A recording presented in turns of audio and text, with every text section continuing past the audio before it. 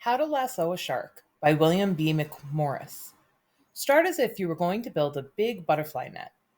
The handle needs to be about 10 feet long. The rigid hoop is about 3 feet across.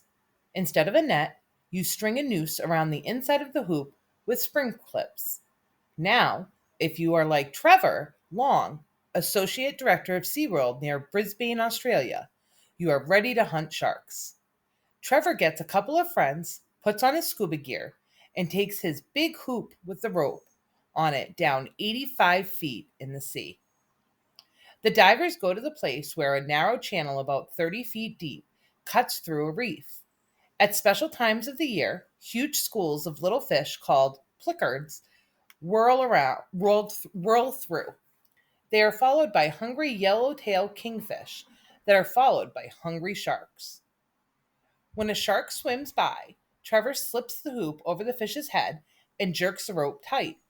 Another diver gets the handle and hoop out of the way, and the third helps hold the rope. At this point, two men have roped a very large fish with very large teeth. Why doesn't the shark whirl around and make a meal of the seagoing cowboy?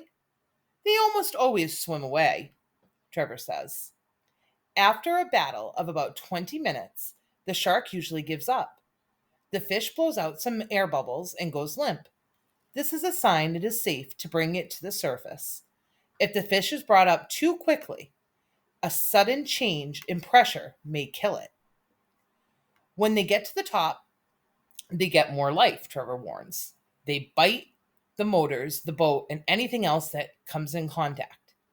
He adds quickly, "We are on the boat at this time." The crew leads the fish into a sling, winches it into a tank on board, and they run for home. Home is about a 110,000-gallon tank in SeaWorld's Theater of the Sea. SeaWorld divers put on as many as 11 shows per day. The history about the history of diving. Audiences seated in the air-conditioned theater watch through a 6-inch thick wall of clear acrylic. It's easy to think of the fish as almost tame, just big pets in a giant aquarium, but they're not. Sharks can fool even experts. The horrified audience watched one afternoon as a 6-foot long bronze whaler shark tore a diver's leg for several seconds before the man could be rescued. It happened, Trevor said, after thousands of trouble-free shows. Nobody can be sure just why the attack took place.